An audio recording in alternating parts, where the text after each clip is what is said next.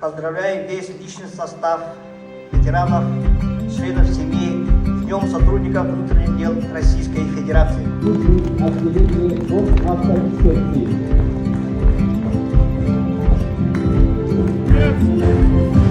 Вручить медаль Харькова Техникова пилотной части.